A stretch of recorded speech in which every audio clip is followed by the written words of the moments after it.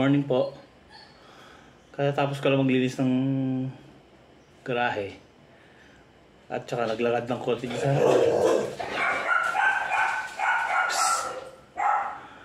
wala kasi ako kasama. Wala si Ate Shera, day off niya ngayon. Kaya ako lang mag-isa. So, ang ginawa ko, naglakad lang ako ng konti dito sa harapan. Hindi na ako lumayo. Dahil wala nga ako kasama eh. Tapos naglinis ako lang ako ng garahe. Ngayon mag-lifting ako.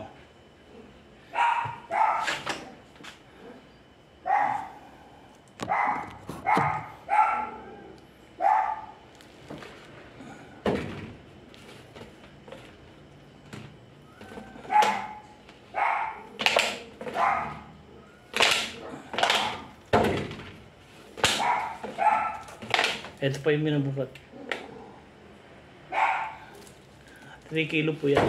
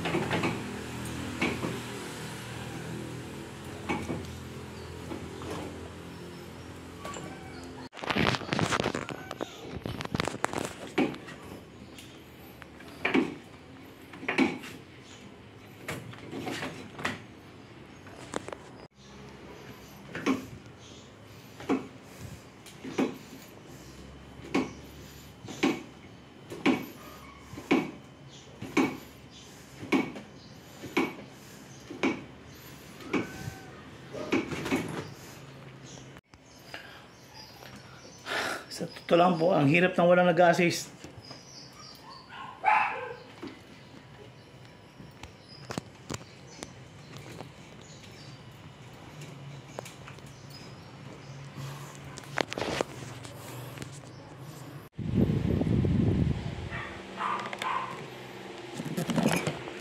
So ngayon dito na ako sa loob ng bahay. Tapos na ako mag-cycling, mag-lifting, maglinis ng garahe, maglakad ng konti. Maiksi lang mga lakad ko ngayon, hindi masyadong mahaba katulad dati. Kasi nga, yung talampakan ko, ganun pa rin, sumasakit pa rin. Pero ganun po, nakakalakad naman, kaya lang hindi nga lang malayo. Ngayon, ang gagawin ko naman ngayon is yung ito, parang ano, kuryente. Subukan ko kung okay to. Ito po yun. Charge pa lang, wala pang kuryente. I-charge ko muna. So habang charge ko yung, hindi ko alam kung anong tawag dito eh, mini massager.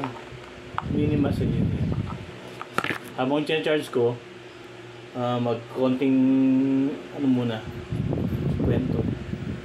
Siguro po nagtataka kayo kung bakit 5 years na akong stroke pero ngayon pa lang ako nag-exercise. Actually, ang nabasa kasi, ang stroke daw ano eh, ang development daw, ang recovery period na mas mabilis ang recovery period is first 3 months na rin ng stroke. Hindi ko na po nagawa yun yung first 3 months ko kasi na-stroke po ako is sa Saudi ako, nasa ibang bansa. 8 months ako nasa hospital sa Saudi Arabia. Doon ako nagpagaling ng ano, kasi ayaw ako i-release ng doktor dahil pagka-release ko, direct yung uwi ng Pilipinas. Hindi ako pwedeng sumakay sa aeroplano doon na walang clearance sa hospital. Hindi ako pinapayagan ng airlines na sumakay. So talagang tinerapi nila ako sa hospital ng 8 buwan bago nila ako na-release. Pagkatapos diretso uwi na ako ng Pilipinas. Sa hospital hindi may physical therapist doon sa hospital pero ibang lahi. So wala talagang ano, kung meron man is konti lang, hindi talaga masyadong na tututukan yung pag-recover ko doon sa Saudi.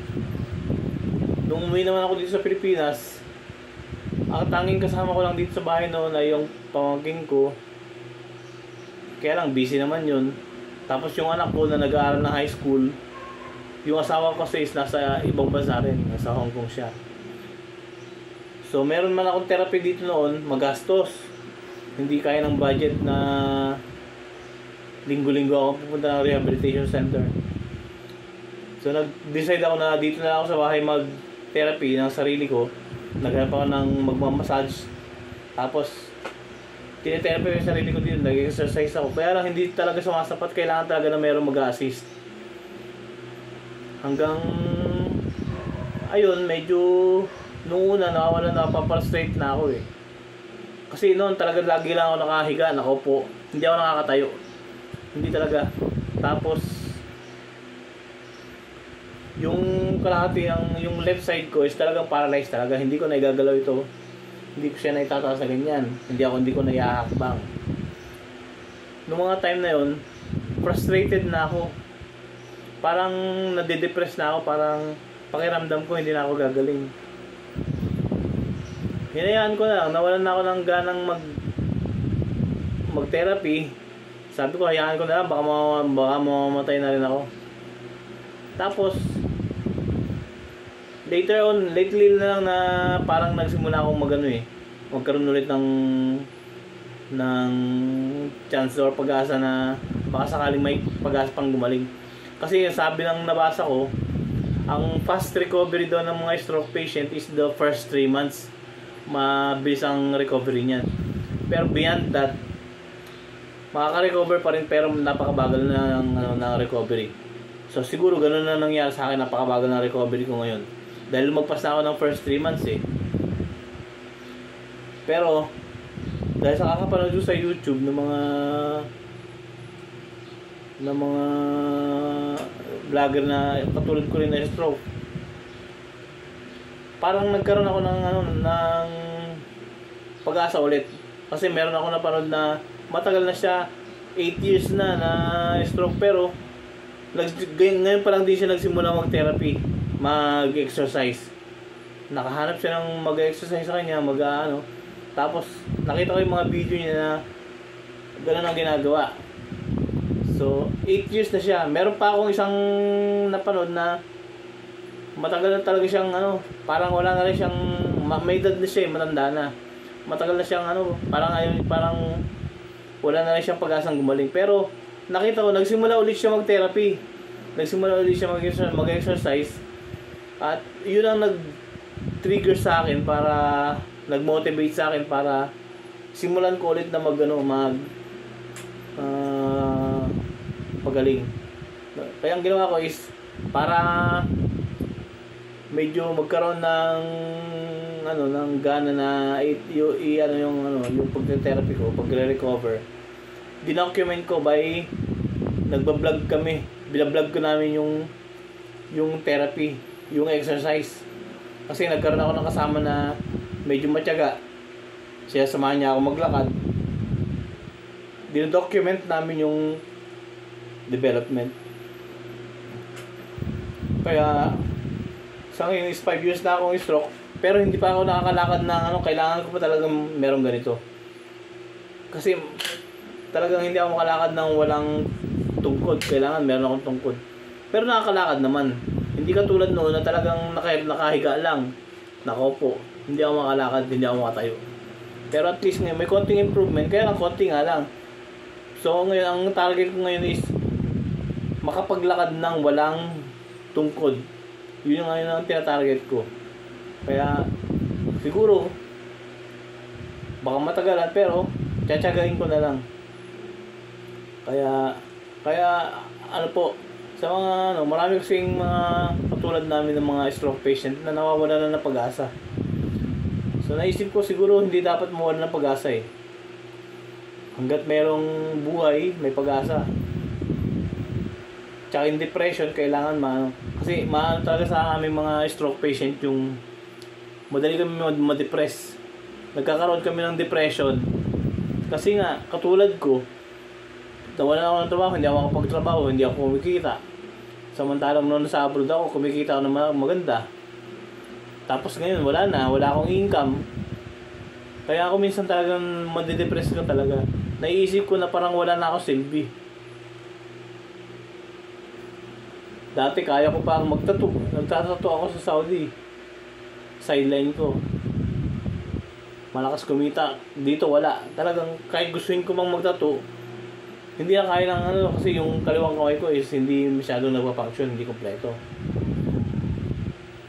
Kung minsan nag-drawing ako, nagpe-painting, doon ko na dinadaan yung depression ko eh. Doon ko na lang nililibang yung sarili ko para hindi ako maka-experience na talaga nadidepress ako. Kasi ang hirap kaya ng madidepress ka. Parang gusto mo na lang mamatay, mga ganun ba? Kaya lang kasi naisip ko, yung anak ko, first year college pa lang. Gusto ko pa siya makita makatapos. Awa ng Diyos. Hindi naman ako pinabayaan ng asawa ko, hindi naman kami pinabayaan. Yung asawa ko ngayon ang nasa ibang bansa at naghahanap buhay. Pinapagamot ako. Tapos, nagka-college pa yung anak ko, kaya naaawa din ako sa asawa ko. Alam kong nahihirapan din siya dahil siya na lang mag-isa ang kumakayod. Hindi katulad dati na dalawa kami. Kaya lang, yung frustration talaga, wala na tayong magagawa. Kung magpapatalo tayo sa frustration natin, sa mga depression natin, lalong walang mangyayari. So, kailangan labanan talaga. Kaya, ayun, nagkaroon ako ulit ng panibagong motivation na ituloy ko yung pag-therapy, yung pag-exercise. Parang gusto ko naisip ko parang sana kahit na mabagal, gumaling pa rin. Buhay pa naman tayo, may pag-asa pa. Kaya kahit matagal siguro tsatsagain ko na lang talagang pagtyagaan na mag-exercise. Actually, lahat na ng bagay na pwede kong gamitin para sa ikakagaling, ginamit ko na eh. Ang laki-laki na kaya ng gastos namin sa pagpapagamot. Kaya kung minsan talagang yung frustration talagang hindi mawala.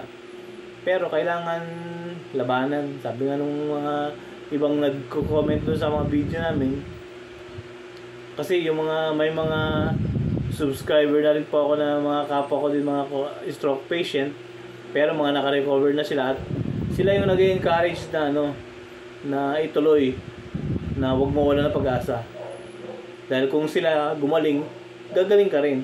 Kaya kung may mga katulad ko rin na mga stroke patient na katulad ko na matagal na hindi pa rin nakaka-recover, sama-sama po tayo mag-recover. Pilitin po natin, huwag tayong mawala ng pag-asa. Nakatulad ko na dati, talagang wala na akong pag-asa, wala na akong gana na kahit na ang hirap-hirap. Sabi ko, ang hirap-hirap mag-therapy, masakit, magastos. Kaya nawala na ako ng gana. Kaya lang ngayon, bumabalik ulit yung motivation ko na magpagaling ulit. Kaya sana po, sa mga katulad natin ng mga stroke patient, huwag tayong mawala ng pag-asa. Alam kong kakayanin natin to. So, siguro samahan na lang natin ang panalangin at saka tiyaga, panalangin at pag-asa. Maraming salamat po. So, ito na po siya. Yung pangkuryente. Ito po. Siguro makakatulong dito para mapagalaw ko yung daliri.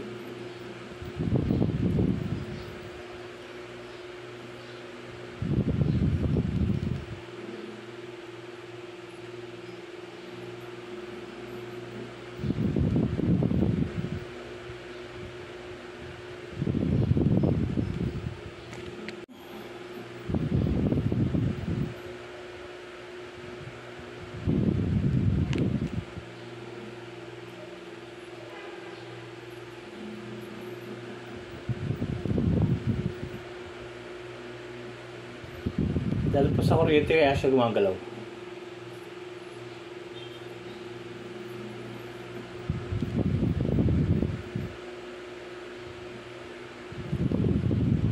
Parang parang electromagnetic pulse, parang ganon.